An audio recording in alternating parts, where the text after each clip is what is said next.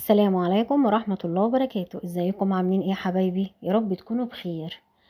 النهاردة بقى انا عاملة عدس بالخضار، يا رب يعجبكم ويا ريتكم تجربوه. ما تنسوش تدوني رأيكم في الكومنتات، لان انا ان شاء الله كده يعني حاسة ان هو هيعجبكم. يلا بينا نشوف الطريقة. هنجيب معلقة سمنة بلدي وثلاث معالق زيت. وهنجيب بعد كده نص كيلو طماطم. اول ما الزيت والسمنة يسخنوا هننزل بنص كيلو طماطم. بعد كده هقلبها كويس من جميع الجهات عشان اعرف اشيل القشرة سهل قوي معايا. بعد ما تشيلي القشرة طبعا هنجهز بقى ايه: نص كيلو بطاطس، نص كيلو جزر، نص كيلو كوسة، لنص كيلو عدس، وبصلاية كبيرة. وطبعا تقطعيهم التقطيعة زي ما تحبي. انا كده قلت المكونات اللي انا هنزل بيها بعد الطماطم، ما بقشرها زي ما حضراتكم شايفين. بشيل بقى القشرة زي ما انتوا شايفين، سهلة قوي. طبعا حركة الطماطم دي يا جماعة ما بتاخدش اكتر من 5 دقايق. على عين متوسطة هتلاقيها كده القشرة اتشالت وبسهولة. بس تشويحة الطماطمية دي بصراحة وتشيلي منها القشر، انت هتشوفي الطعم الخطير عامل ازاي.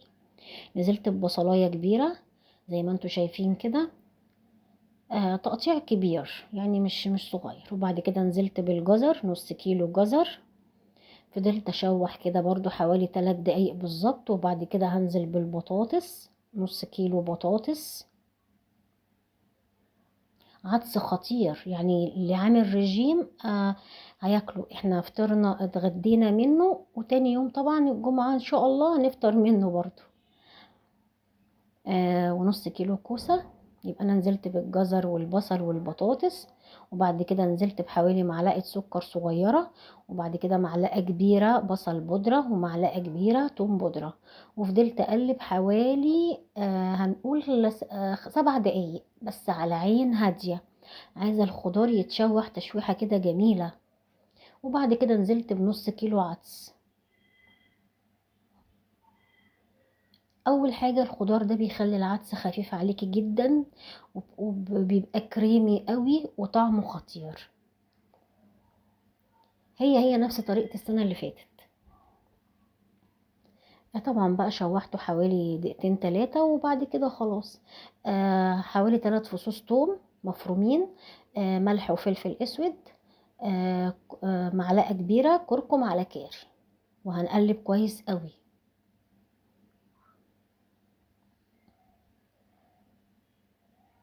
معلقة هريسة صغيرة. مش عايزة براحتك، بس يعني يفضل انك تحطيها، بتدي طعم حلو قوي قوي للعدس. وبعد كده بقى غمرته بالمية زي ما انتوا شايفين، غطيه بالمية، مية طبعا سخنة. وبعد كده بقى هسيبه مع نفسه على عين متوسطة. خلي الخضار يستوي براحته خالص. تسوية في الاكل بيطلع الاكل حلو قوي.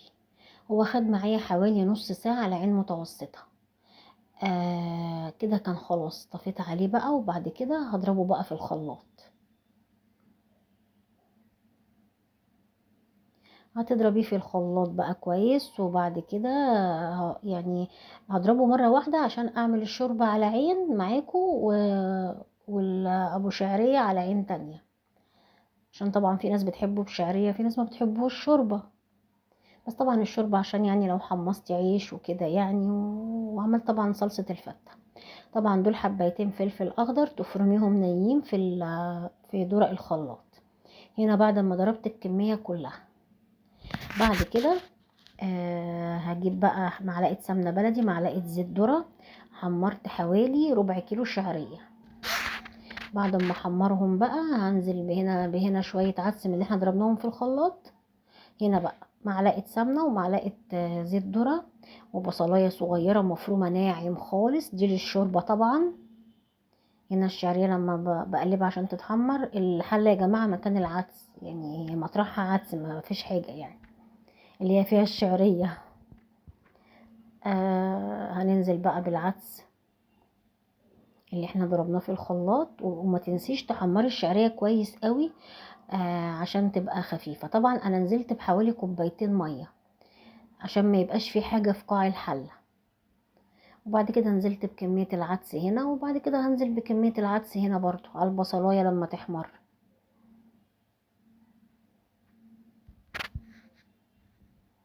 بصراحة الأكلة العظمة اللي في الشتاء بصراحة.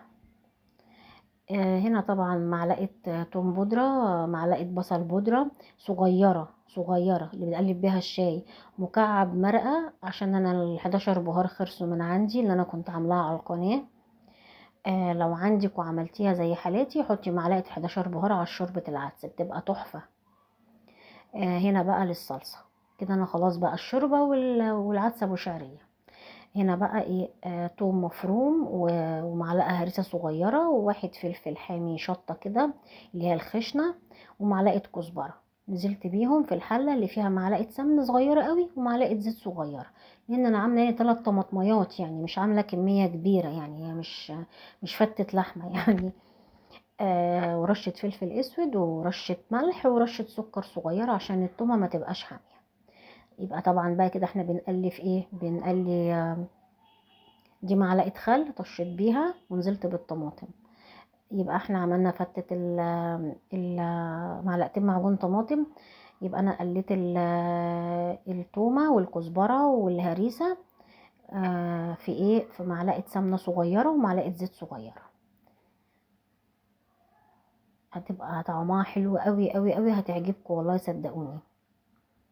بس يا ريتكم تجربوها وتدوني رأيكم في الكومنتات، اوعوا تنسوا. هنا خلاص بقى يعتبر خلصت العدس ابو شعرية وشوربة العدس والصلصة بمخل وتوم، حاجة كده يعني ايه، احلى من المحلات. والله عملتيها بالطريقة دي هتدعيلي. وكان خفيف، مش هتحس ان انت تعبانة عشان الخضار مليه ومغذي كمان خالص يعني بصراحة.